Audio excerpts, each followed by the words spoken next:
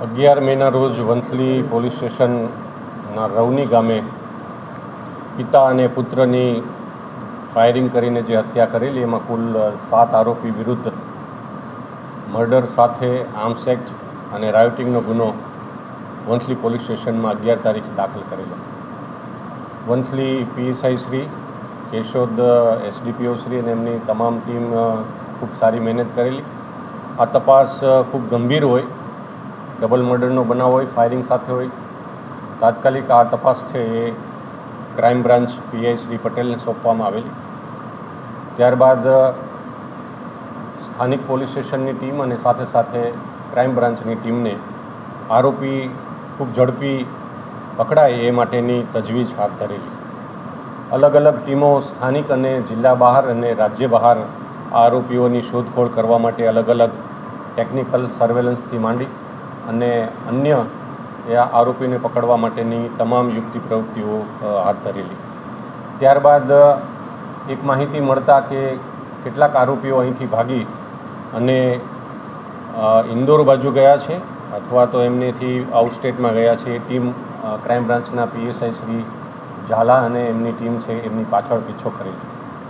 હકીકત મળતા છેલ્લે એ લોકોને જયપુરની એક હોટલથી મુખ્ય જે 2 આરોપીઓ છે એ આરોપી પૈકી એક રહીમ ઉર્ફે ખુરી અને બીજો હુસેન અલ્લાહ રખા સાંડ, આ બંને આરોપીઓને જયપુરની એક હોટલમાંથી એલસીબી પીએસઆઈ શ્રી ઝાલાની ને એમની ટીમે છે એમને પકડેલા.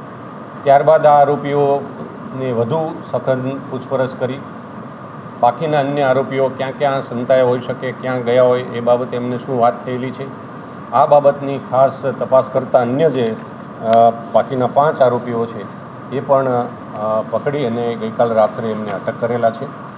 એમને આ જે આરોપીઓ છે એમાં ખાસ કરીને આજે જયપુર 2 જે આરોપીઓ પકડાણા એમના ઇતિહાસમાં એવું જોવા મળેલું છે કે એ અહીંથી આ 5 આરોપીઓ સાથે પહેલેથી સંકળાયેલા હતા. એમને ગુનાહિત ઇતિહાસની સાથે સાથે અગાઉ 1 વર્ષ પહેલાં સલીમ સાંધનું જે મર્ડર થયેલું એની દાજ રાખીને અને એ આરોપીઓની એક કાવતરું રચી અને આ 2 આરોપીઓ ખાસ રહીમ ખુરી અને હુસેન અલ્લાહ રખા એ અન્ય 5 જે આરોપીઓ છે, જે પૈકી ત્યાં રવનીના એક ઇમ્તિયાઝ ઉર્ફે પોલો, જુમ્મા હબીબ સાંધ, હનીફ ઉર્ફે હનો ઇસ્માઇલ સાંધ, હબીબ ઇબ્રાહીમ સાંધ અને ઇસ્માઇલ ઇબ્રાહીમ સાંધ, આ કુલ 7 આરોપીઓ છે એ પકડી અને એમણે સંતાડેલા આંબલિયા ગામની સીમમાં જે હથિયારો જે સંતાડ્યા હતા એ હથિયારો પણ એલસીબીએ રિકવર કરેલ છે. કુલ જે હથિયારો એમની પાસેથી મળી આવેલ છે એ પૈકી એક દેશી તમંચો છે, એક જામગરી છે, એક દેશી બનાવટની એક પિસ્ટલ છે અને સાથે સાથે એક દેશી બનાવટનો બીજો 12 જોટાનો, આમ કુલ 4 હથિયાર. આ ઉપરાંત એમની પાસેથી 6 જીવતા કારતીસ, 40 જેટલા છરા મળેલા છે, જે ગન પાવડર સાથે ઉપયોગ કરી શકાય એવા 50 ગ્રામથી વધારે ગન પાવડર છે.